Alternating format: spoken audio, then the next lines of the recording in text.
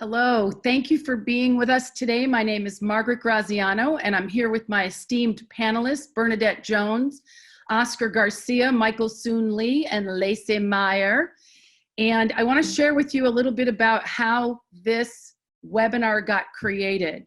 So in the midst of everything that's going on in our world today, in the midst of COVID-19, in the midst of social unrest, in the midst of natural disasters, active shooters, you name it, it's pretty chaotic and pretty uncertain. And one day, actually since COVID started, we have a family call every Sunday with our whole family who's spread out all over the United States.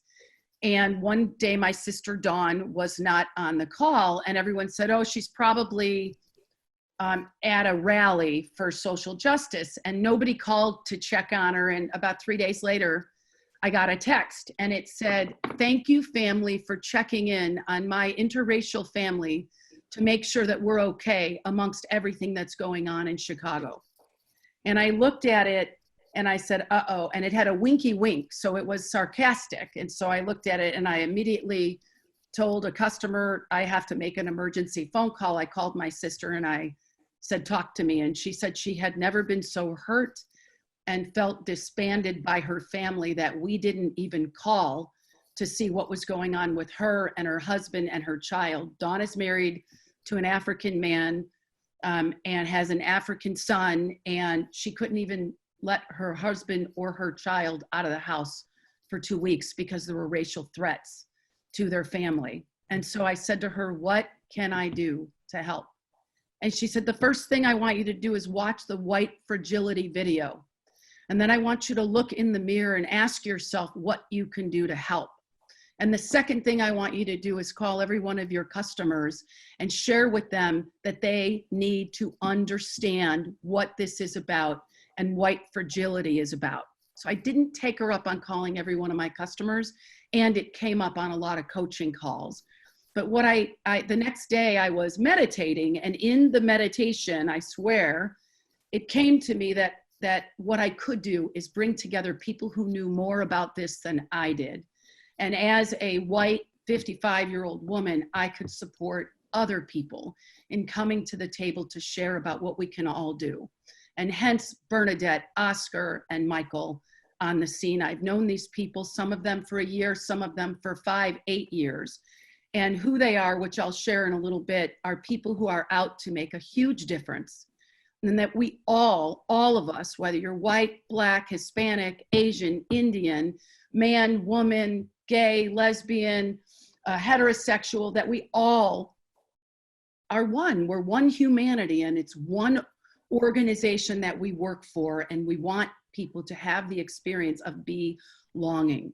So I want to talk a little bit before we get started about what is going on in the world of diversity and inclusion.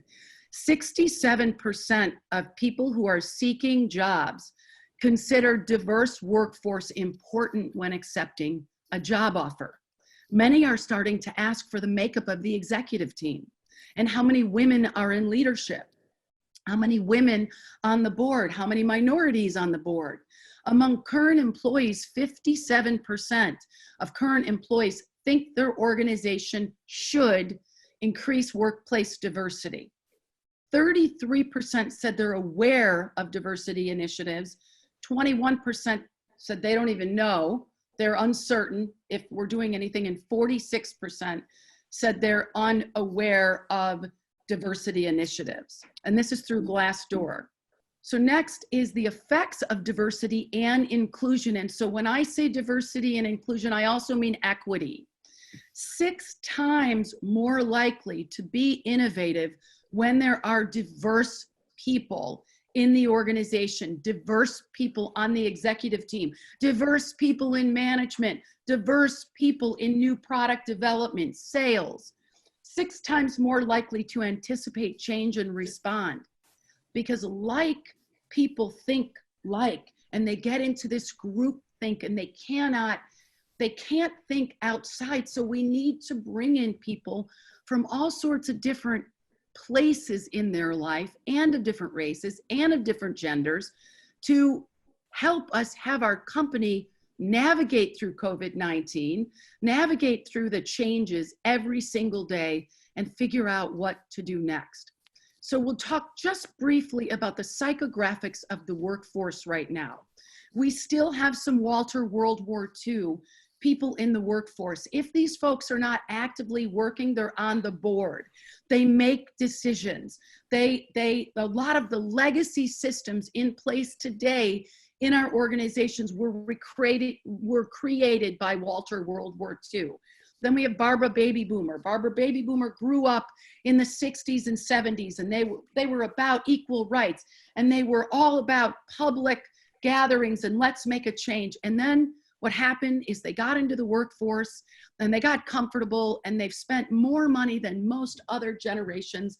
And now most baby boomers are ruled by how soon am I getting out of the workforce and what can I do to take care of my retirement. Then you have Jennifer Gen X, and Jennifer Gen X came into the workforce in the age of technology, also in the age of parents who were divorced. 60% of the Gen X generation are products of divorce and were living in households that both families members were working, so they came home to an empty house. They had to learn to get by without team. And then you have Michael Millennial, which in the next 5 years is going to make up 60% of the workforce. And Michael sort of got a bad rap because Michael wanted to use technology, and Michael wanted to get things done faster, and Michael has no tolerance for bureaucracy or red tape. Michael also grew up in a day where their racism was not active the way it was in boomer age. Michael says he's colorblind. Michael says he wants to work for a company that is of social action. And Zach, who's just entering the workforce, these kids, both of these generations, I have to be careful about saying kids because they're in their late 20s and early 30s. These young people want to work for organizations that are socially diverse, that are inclusive, and that are about social action, making the world a better place. They want to work for mission-driven organizations. One last piece about what's going on in the workforce is a major constraining factor, even to getting through COVID-19 and understanding how we're going to innovate for the new reality of the world that we live in, is only 10% of the workforce and only 18% of leaders say they have the skill to lead. So it's not even just the basics of how do I give a performance review? How do I do an executive summary? What's a strengths, weaknesses, opportunity, and threats? What's a SWOT analysis? But how do I recruit diversely? How do I have my meetings be more inclusive? How do I make my decisions based on what our community of customers and employees need rather than what the executive team needs? So the whole thing when it comes to leadership is the conduit for how the employees behave in the organization. And most organizations are experiencing a lot of struggle in that area. So what is diversity inclusion? Well, inequality means there's unequal access to opportunities in the organization. Only this group knows about it, or only this group knows about it. Equality is that work and money and tools and assistance are distributed evenly in the organization. Equity is customizing tools that identify and address inequality when it comes to pay, when it comes to training and development. And justice is fixing the system overall so that everyone has access and it's fair and we're operating fairly. I have companies that I work with that are just now changing the dynamic of how they have meetings and changing the dynamic of how they do internal promotion and changing the dynamic of how they do recruitment and how they do their onboarding process to include all of this. And lastly, empowerment. Empowerment is that each and every employee believes in themselves and has the self-determination to decide what opportunities to pursue. But you can't do one and not do them all. It's about having a corporate culture, a constructive culture where humanity, affiliation, results, and self-actualization is available to everyone. So I'd like to welcome the panel. We've got Bernadette Jones, Michael Soon Lee, and Oscar Garcia. Bernadette specializes in the world of diversity, equity, and inclusion in the workplace, specifically bringing the invisible to visible, getting people to talk. Michael Soon Lee specializes in diversity and in gender equality, and he works with male-dominated leadership teams to help them understand what they need to do to not only change the makeup of the leadership team, but to change the dynamic and the communication and the curiosity. And Oscar Garcia specializes in empowerment of leaders and of employees, frontline managers, mid-level managers, but brings everybody to the table and gives these opportunities for people to see that if it's to be, it's up to them. And so without any further ado, we will get into questions and answers. And the first question for the panel is, talk to me a little bit about state of mind. What is state of mind as it in today with we're in California, a lot of people on this call, and as of yesterday, they just put a new order in place that shuts down what's been opened up as far as social gathering. Why I bring that up? Because I know that's impacting people's state of mind. So we've got the backdrop of COVID-19 and the front drop of inclusion, diversity, and equity. Talk to me about state of mind. We'll have Michael go first. Thank you, Margaret. I think the state of mind today is confusion. We have no idea what's going on, what to expect. Things are coming and going, opening and closing. But I think we all know that this will end, we'll get through this. But what's going to happen out the other side? Social justice is still, I think, going to be a huge issue. And a lot of managers are wondering, what is this all about? Why are people so concerned now? And we've got to recognize that it's more than just the fact that 3.5 times more African Americans are being killed by police officers. I mean, it's across the board. It's Hispanics and African Americans are disproportionately dying due to COVID-19 because of lack of healthcare, lack of insurance. Asian Americans are being targeted because people insist on calling the pandemic the Kong flu. And so we need to be aware that, we need to really come out the other side with a whole different mindset. And that is an awareness of social justice and how we get there. And let's talk about that today. Okay, Bernadette, state of mind, whatever you want to bring up. What's the state of mind today about the subject that you're seeing? So the state of mind today for many people that I'm talking to is really a scary one. So the recent events have profoundly changed our professional, our personal lives. And so collectively, people are feeling anxiety, emotional overwhelm. And those are all normal reactions during times of change, crisis, and even grief. So what we really need to focus on is the changes impact the workplace. Neuroscience shows us that a sense of unfairness is not just psychological, but it activates networks in the brain, which are similar to physical pain. And so collectively, people in the workplace, our employees and leaders are feeling that pain, that disconnect, that emotional overwhelm together. So some leaders are asking the question, well, what can I do about it? Is it my responsibility? And we can make a difference, whether we lead an organization, a department, a team, or an individual, we can make a difference. And so the state of mind is, how can we make that difference? And how can we make a difference not only for our organizations, but for our employees' lives? Okay, Oscar, now I'd like you to take a little bit of a different spin on the question. How do we understand the state of mind of our employees?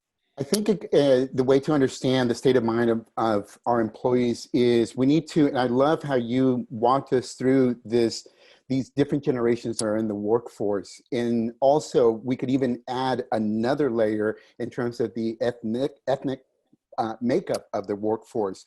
So the state of mind, I believe, depends on the generation, your generation that you're a part of, and also your ethnicity. There are some folks that, for example, the World War II baby boomer generation, that are probably feeling exhausted as it relates to social justice, because many of them have already been fighting for equality for so many years. And I don't care if you are, you know, He-Man, Superman, Wonder Woman, they need a rest too. And then there's also some people that have a scarcity mentality where they feel that if I give up, quote unquote, certain rights, that now I'm going to have less for me as well. That's, again, that scarcity mentality. Then I also believe there's the younger generation, whether it's the millennials or the Gen Z, that are fed up with the way things are. They are demanding change. If we look at the recent protests, many of the protests were actually driven by this younger generation. Yeah, in Santa Cruz, there was a protest, and it was started by a 22-year-old woman. And I think she had 3,000 people there, and it was all just Yes. created over social media. So in state of mind, I want to do just a little bit of a training. Everybody has a wall of thought. Every human being comes to work every day with a wall of thought. My wall of thought might be empowering. As Oscar said, the person next to me, metaphorically, because most of us are working remote, might have a wall of thought that says, I'm a victim. People are not talking to me. People are discriminating against me. The next person might have a wall of thought that says, I have to do something about it. So we have to tap in and get curious into the personal thinking and state of mind of the people that we are working with, so we can understand what their come from is. And I might not agree with their come from, but it's their come from. So I have to get curious about it. The only way to know what someone else is thinking is to ask. So with regards to what someone else is thinking, what specifically, how do we understand biases and unconscious or conscious biases in the world of diversity, equity, and inclusion? And Bernadette, I'll have you start. Okay, so we understand bias as that something that all of us have. We all have biases. They don't necessarily have to be negative. We have some positive bias. They can definitely the majority of the time are unconscious bias. So I think what we can do is get clear on what our biases are. There are assessments that we can take to find out what are our unconscious biases. If they're unconscious, then I don't know what they are. So take that step, be curious, and find out what our unconscious bias is and how is it impacting what we do and who we are in the workplace. And so I think that that is the critical piece, is not ignoring, but understanding what they are and how are they impacting me in the workplace. Thanks. So Michael, when we were getting ready for this webinar, you shared a story about your own biases and that it was interesting when you actually got the self-awareness to, aha, look at that. So I'd like you to share that. Yeah, Margaret. So I'm a 5th generation Chinese American. My great-great-grandfather came to the United States in 1855. So I consider myself as American as apple pie. In fact, I think I, really relate to, white Americans more than Asians. Well, there's actually a test you can take at harvard.edu called the Implicit Bias Assessment. So I figured I'd take a couple of those because we all have biases. And what I found out is that I have a bias towards Asians.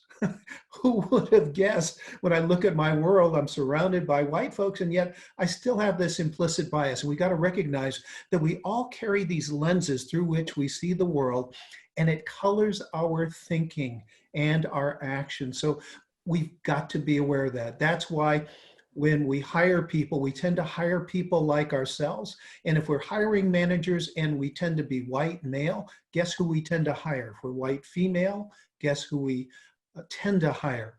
And it goes on. So we've got to be aware of our biases. Everybody has biases. It's not necessarily wrong, but we need to be aware of them and then take action to minimize them wherever we go in the world. Thank you. And so I want to, what you said reminded me. So I come out of the recruiting world. I've spent 20 years in recruiting, and I still remember, you know, how I was trained was you go within 10 miles of wherever the job is because people don't want to commute. So when you go within 10 miles of where the job is or 20 miles, you're going to get a certain socioeconomic group of people. And if we really, really, really want to have a diverse workforce, we need to expand our horizon, expand our thinking, and open the net. And then some people say, well, if I open the net, there's going to be way too many candidates.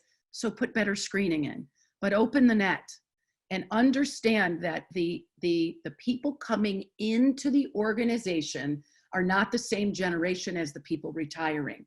They see the world different. They want something different. They demand, as Oscar said, something different.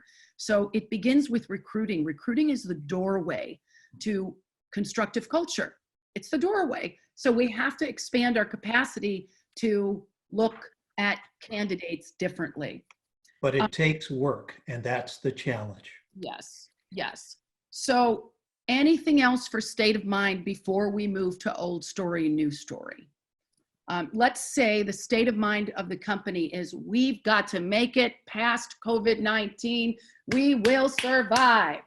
How do you take the we will survive past COVID-19? Our business will sustain, because I am hearing a lot of fear out there. How do we bring that conversation to diversity, inclusion, and equity? And what do we do about it? The I will survive. Well, let me jump in on that. First of all, if a company is saying, if it's normal when we are going through tough times to think of me, myself, and I, we look inward, we become selfish because we are in survival mode. That's part of, right? The instinct. But I think the next stage is to be the stage of success. And the big ultimate stage is to be in this level of significance where you are making a difference. And so I think that if leadership, and it really comes from the top down, the executive team, if you maintain your focus, not on surviving COVID-19, but on obviously providing the best product or service to your clients, but then also realizing that you can't achieve success with one person. You need your employees to buy into your vision. Your employees need to feel included, valued. And so I think, honestly, our company's focus should be on the well-being of their employees in order to achieve significance. Yeah, that's great. So in the 4 elements of a high performance culture, constructive culture, self-actualization is one of the 4.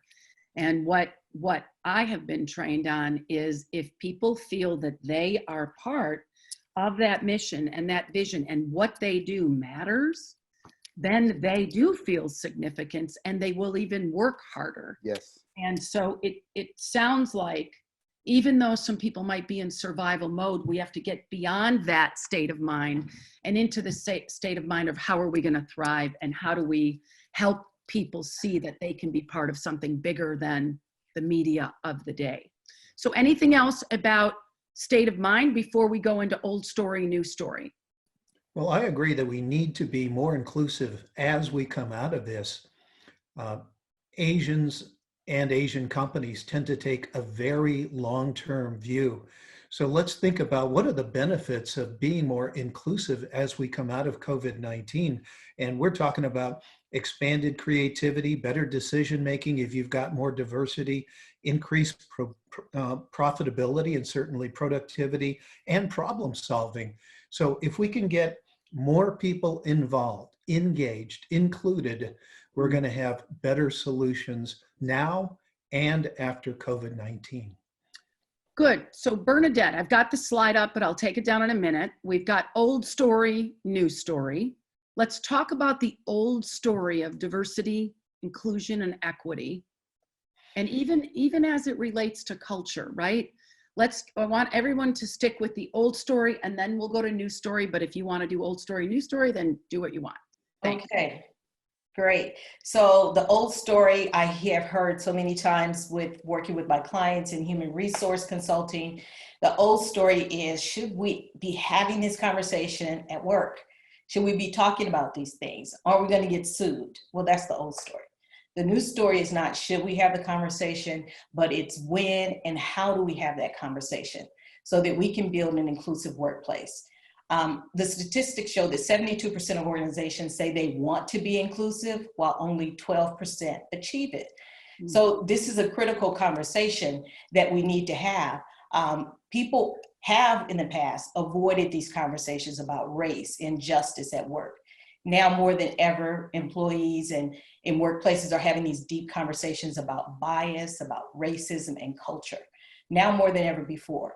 So the news story is that leaders have to be intentional. They can no longer ignore the issues or allow these conversations just to happen. You want to be intentional and make sure that the conversations, you set the tone, that those conversations are respectful and inclusive, and we can do that as leaders.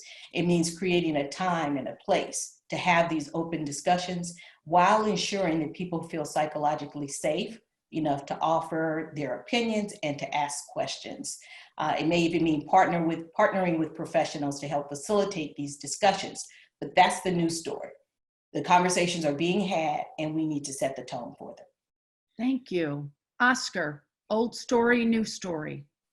The old story is we need to hire more diversity and inclusion people. The new story is we need to hold leadership accountable. There was a recent article that came out that right now a lot of companies are hiring a lot of diversity and inclusion personnel.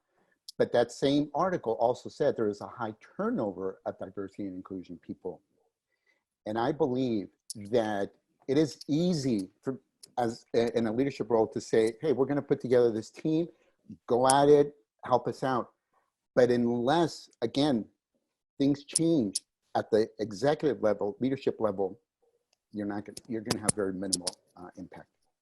Yeah, so it's interesting. We did when I started talking to you guys and about this program, we did some research about how many brand new jobs were launched in DEI, diversity, equity, and inclusion, and there were thousands. And we started reading the job descriptions, and it was comical. You will do hiring, you will do onboarding, you will do payroll, you will do employee relations, you will counsel managers, you'll do this, all of this, and then at the very bottom, you'll implement diversity and inclusion programs. There's no time. Of course, nobody's going to do that. And then I've also seen several recent complaints from the head of diversity and inclusion to their employer, to their Fortune 1000 employer, that they have not been given the budget to do what they have been asked to do, that they've not been given the platform. They have to send an email and propose it to people. There's no audience. So yeah, old story, Michael. What's the old story about how diversity, equity, and inclusion gets done, and what needs to change different than what Oscar and Bernadette said? Well, Margaret, the old story is white people were guilty and minorities were victims. And that went on for years. And people, when you said you got to come to a diversity training, they wanted to shoot themselves. The new story is everybody needs to be involved in the solution. That's what inclusion is all about. The challenge for companies today is how do we have a safe conversation around that? People are so afraid that things are going to blow up, we're going to get sued, and we're going to offend people. And so I wish we had more time, but in other sessions that we've got available, Margaret, we're going to be able to go deeper and help people to create a safe space where you can have these discussions, because I'm telling you, your employees are talking about this all the time, online, offline, at lunch, at the water cooler, at you name it.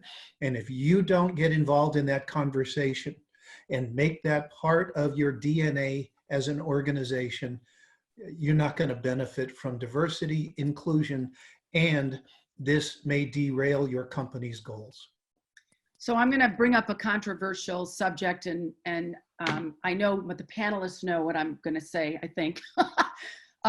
So when this all first happened with George Floyd, people got online and were, you know, white people, white 55-year-old men, women, 60-year-old, and labeling people as racism. There was something in the Vistage, and it said, "You are all racists."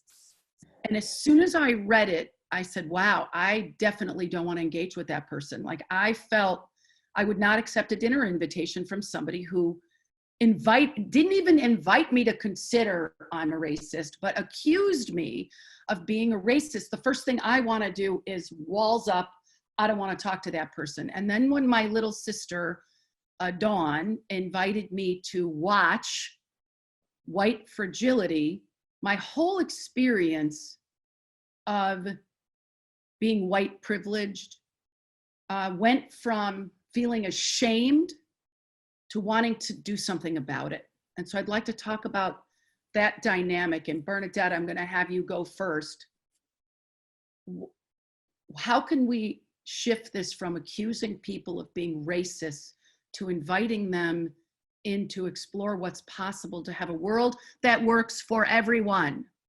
So I think the first thing is to not accuse people of being racist. That's the very first thing.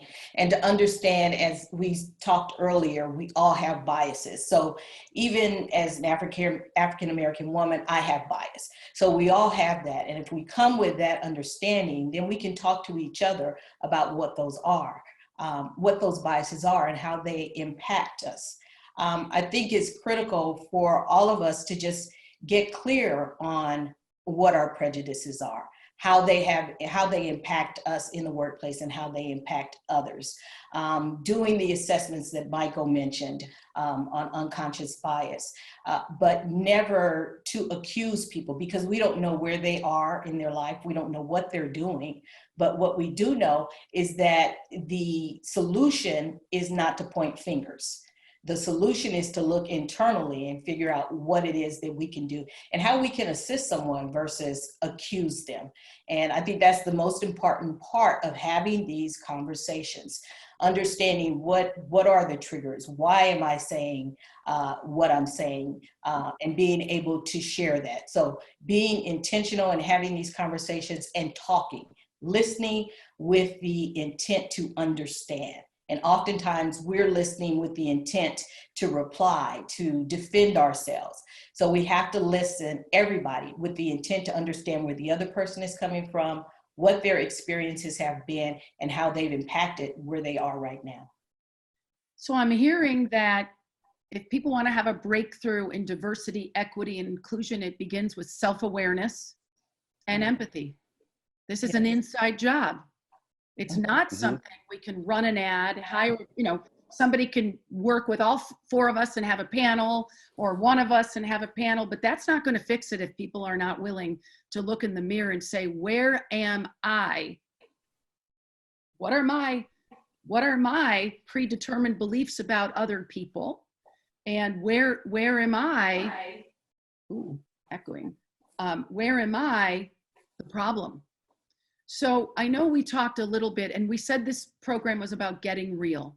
So Michael kind of released something about himself, and I know on the call, the prep call, you were sharing about the person who was calling you your nickname, and that you got a little upset about it. And I'd like you to share, to the best of your ability, about what happened, and then your internal dialogue about that, because I think that's so powerful for people, and then how you caught yourself and what you did about it. Okay, so in this experience, I was in a meeting with a number of other leaders. I happened to be one of the youngest people there, and I was the only African American.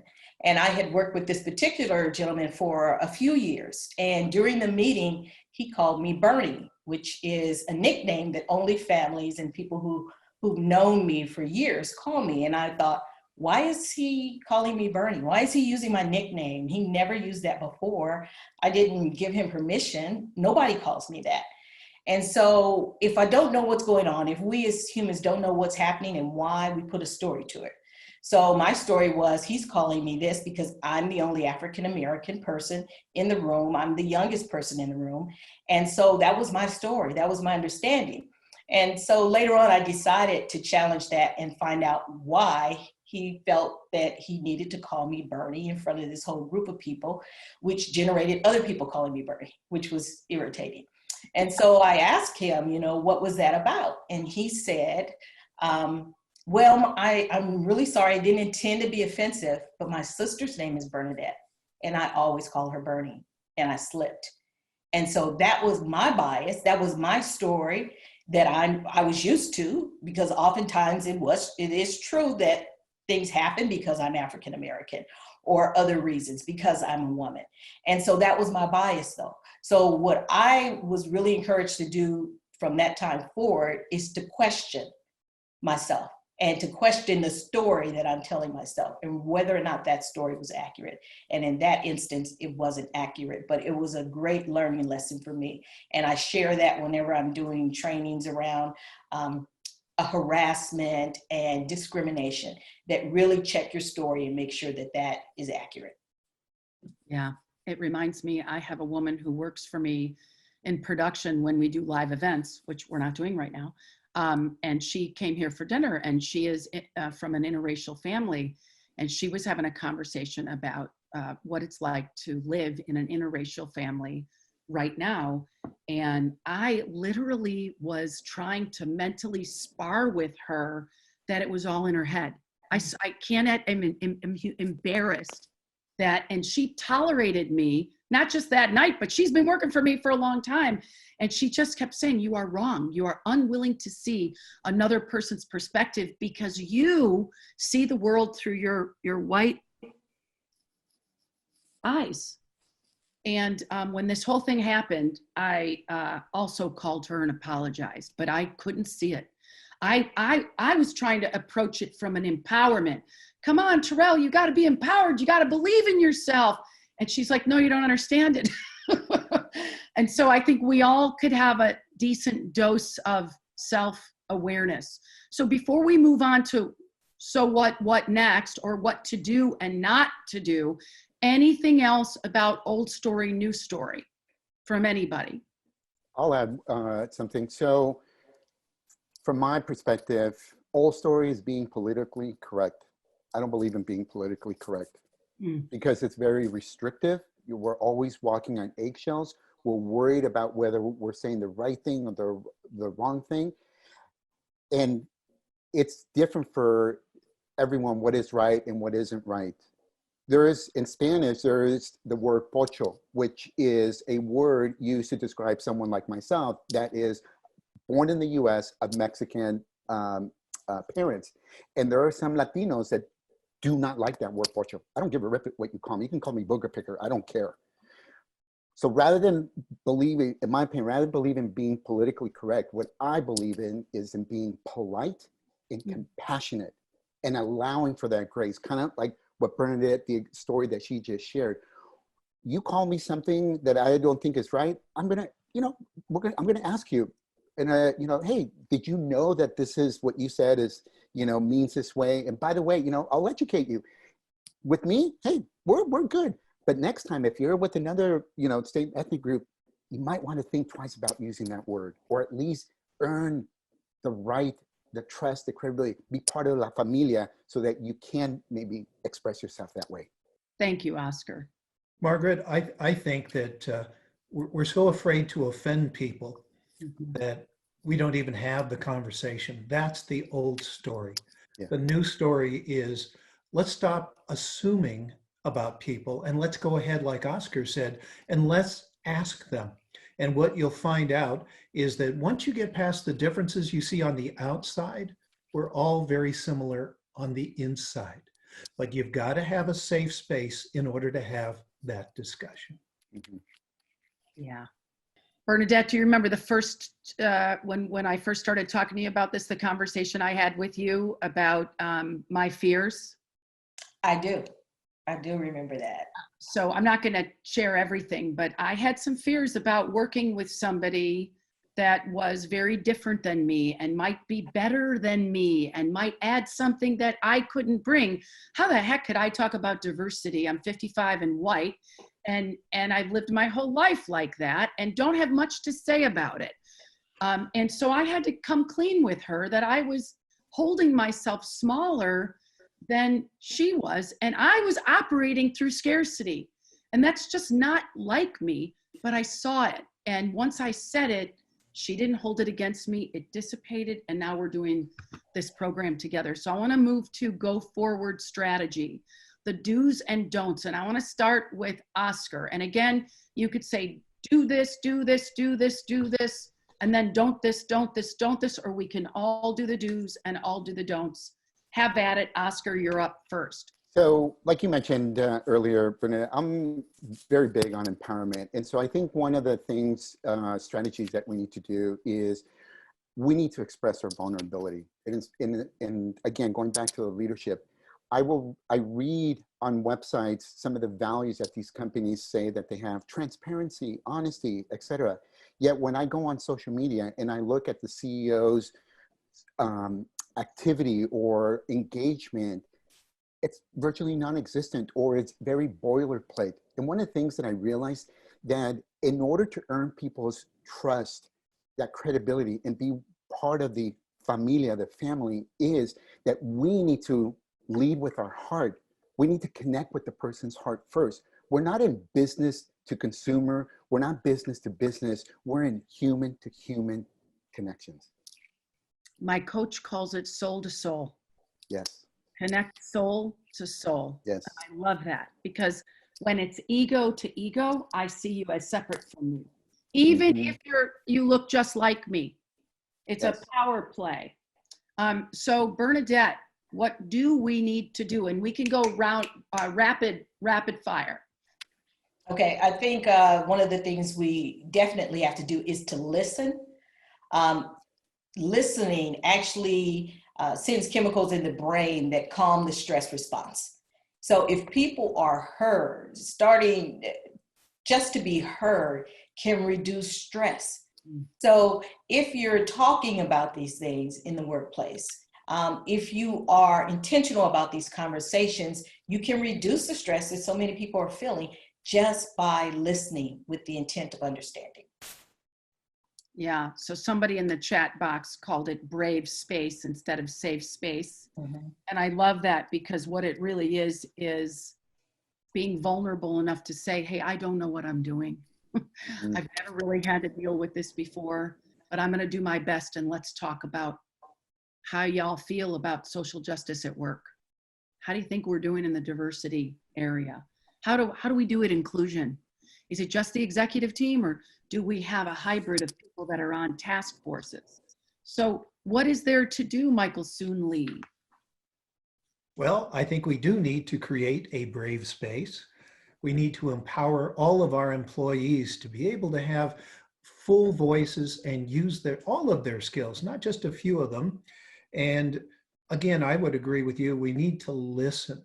Listen in that brave space about what other people are feeling, and don't feel a need to have an opinion or correct them or even empathize with them. Just listen to other people's experiences. And by doing so, we all become more aware and more empowered. Okay, so now I want to shift it to we're going to keep doing do's and don'ts, but now it's what to stop. Stop, start, continue. What should we stop right now? Or what is a no-no? Don't do it. Bernadette. Okay, so I say, do not ignore this time and opportunity to build inclusive culture. This is the time. Everybody is talking about it. Don't ignore it. Maya Angelou said, nothing will work unless you do. So this is hard work, and as leaders, we need to do it. So I want to bring up something. Is we've got a campaign running for a new division that we're considering starting. And a lot of people said, well, we're not really thinking about culture right now because we're just trying to get out of COVID. Here's the deal. Here's the deal. Our world is changing. It's changed. It is changed, and it's going to continue to change. And the only way out is with team. And everything and anything is culture. Remote workforce, culture. Teamwork, culture. Key performance indicators, culture. Organizational constraints, culture. Diversity, equity, and inclusion, culture. Who wants to work for a company that's not inclusive? Who wants to work for a company where it's 5 people making all the decisions for 1,000 people? Not in the new world. So I believe this is the time. The other thing I wanted to say is Josh Bersin. I don't know how many folks on the call follow Josh Bersin. He works, McKinsey basically bought his consulting firm, and so he does work with the McKinsey Workforce Institute. Josh did a survey, and because of COVID-19, engagement is up. Why? Because organizations are doing a better job of tapping into their people and getting together on daily calls, weekly calls, having small groups, check in on people. So a crisis brings people together. So use this opportunity. So sorry, I was very passionate about that. I think it's Oscar. What should we not do? Well, you know, let me approach it from a slightly different angle. One of the things that as a minority is that we shouldn't continue to be afraid of speaking up. I'm 51 years old, and it took me several decades to believe in myself, to have the confidence to speak up. And one of the things that helped me is I did a lot of self-reflection in terms of like the business world. See, growing up, and today the word minority has a negative connotation. And growing up, I was, you know, Latinos, very few go off to college. Latinos do low income, etc. And so in other words, that label of minority got from a negative standpoint, got placed on me. And as I got older in the business world, what almost every single company wants to do, they want to be different. They want to be a minority. And all of a sudden the light bulb went on. And I'm like, wait a minute, you mean this entire time that I've been poo-pooed on for being a minority, it's actually a positive? And that was actually my first article. I am a minority. And so you know what? I don't give a rip if you agree with my point or not, because regardless, I'm still gonna love you. And if you ever need my help, I will help you whether you agree or disagree with me. Thank you. Okay, so Michael, I don't even know where we're at, the do's or don'ts, whatever you want to do, but I do want to give people, what should we stop doing? What do we want to stay away from? Because whether we tell people not to walk on eggshells or not, they're nervous, especially if they're white, over 50 years old, and are male. They are nervous. They don't want to screw up. So stop asking people of color to speak for people of color. I was asked in a meeting one time, so Michael, what do you think the people in China think about this? At that point in my life, I had never been to China. I have no freaking idea. And, you know, stop putting us all in this bag. You know, people of color are not experts on people of color necessarily. We have our own individual experiences and we can speak to that. But guess what? Everybody in the room has their own individual experiences. And if we're going to be creative, we're going to be profitable after all of the challenges of COVID-19, we need everybody's ideas, everybody's input, and there's no experts in the room, but as a collective, we are incredibly smart and powerful. So, you know, you mentioned something on one of our calls and we haven't mentioned it yet. So in another doing, talk to us about understanding who the buyer is, the customer, and what needs to happen on the inside to reflect the outside. Well, we need to talk to our customers. We need to do focus groups, all of our customers. And what you're going to find out is many times we're totally missing the mark with marketing. They say, you know, 85% of all marketing doesn't work. The problem is we can't figure out which 85% doesn't work and which 15% does work. Talk to your customer, talk to your clients. My specialty is helping companies reach out and sell more to people from diverse cultures. I've written books on it and things of that nature, but they're different. They want different things. But we customize our products all the time. It doesn't take that much time. It doesn't take that much effort. And often it really doesn't take very much money to really just change the marketing to meet the needs of your customer. But to know that, you got to talk to them. You got to ask them questions. You just have to communicate with them. And I think the other thing you said earlier is you have to understand how the DNA of the customer is changing as we have new generations. I mean, let's face it, the baby boomers are either mostly retired or retiring or refocusing how they work. And so you have to take a look down the road and see who's coming in, what's the DNA of the organization, because if your organization is changing hands, so are your customers' organizations. And you can't think for 5 minutes that what got you here will get you there.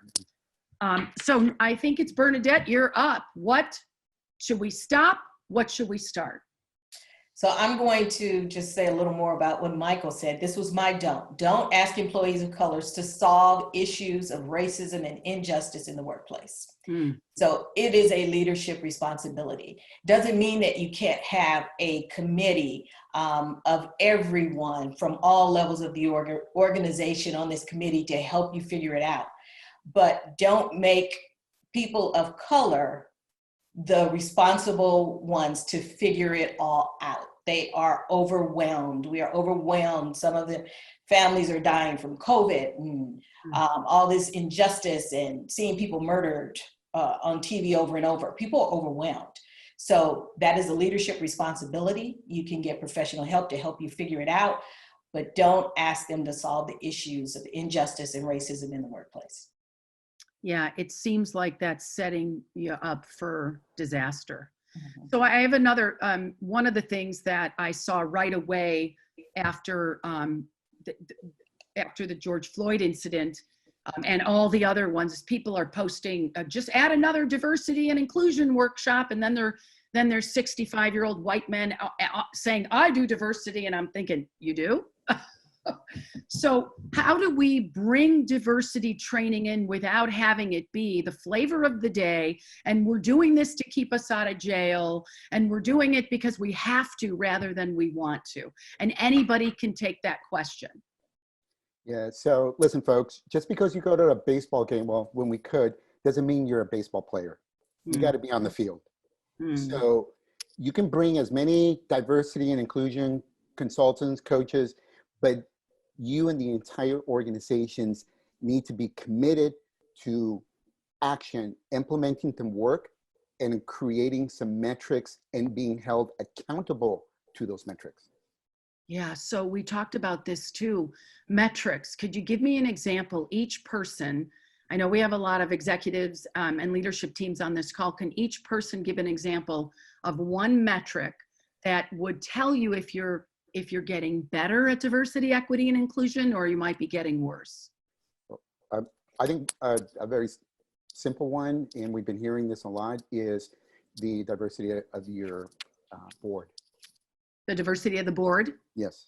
Okay, Michael, KPI? I would say it's retention and promotion of people of color and women. And Bernadette? I think a critical piece of this is actually doing surveys and assessments, particularly now. What was working well before COVID and the unrest? What needed improvement? And what are we going to do now? So doing those surveys, those assessments of your employees will help you see what are we actually doing? Is it working? Thank you. And I just want to say that we have a follow-up session next week. Lacey, I think, is going to put a link in the chat and the Q&A. It's a private Q&A where you have access to all 4 panelists. We are charging for it. Since COVID started, everything Keen Alignment's been doing is public workshops has been for free, but Mama's got to pay the kids, the people who work for me. So that will be a charge. I think it's $150. It's private Q&A. And then we have also been asked to do some executive sessions where we're working with small executive teams or large executive teams and really working with them how to establish KPIs, how to know what kind of program to do and how, rather than be dependent on external consultants, how we can teach people to integrate this into their organizations. So I wanted to say that. And let me just double check. Lacey, you'll put those in. So we have 4 minutes. And I'd like to do a rapid recall of any more don'ts from Oscar, Michael, and then Bernadette. And then one more rapid recall of do's, don'ts and do's. And then we'll wrap it up. So Oscar, don't. Don't aim to impress people. Instead, inspire them through your imperfections. Oh, I love that. Michael, don't. Don't expect people of color and women to solve this issue.